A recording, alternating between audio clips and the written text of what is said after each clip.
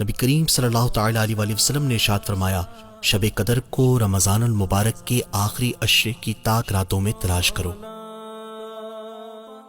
رسول اللہ صلی اللہ تعالی علیہ وآلہ وسلم نے ارشاد فرمایا، اللہ تعالی نے میری امت کو شب قدر کا تحفہ عطا فرمایا اور ان سے پہلے اور کسی کو یہ رات عطا نہیں فرمائی۔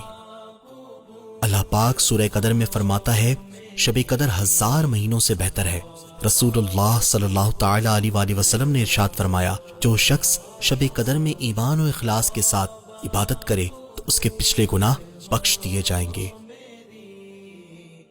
شب قدر کی کم سے کم 2، زیادہ سے زیادہ 1000 اور درمیانی تعداد 100 رکعتیں ہیں، جن میں قرات کی درمیانی مقدار ہر رکعت میں سورہ فاتحہ کے بعد 1 مرتبہ سورہ قدر، پھر 3 بار سورہ اخلاص پڑھنا اور ہر 2 رکعت پر سلام پھیر کر نبی پاک علیہ الصلوۃ والسلام پر درود پاک پڑھنا ہے۔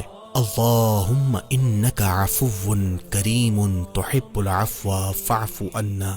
ترجمہ، اے اللہ، بے شک تو معاف فرمانے والا، کرم کرنے والا ہے، تو معاف کرنے کو پسند فرماتا ہے، تو میرے گناہوں کو بھی معاف فرما دے۔ اللہ پاک ہمیں شب قدر عبادت میں گزارنے کی توفیق عطا فرمائے، آمین۔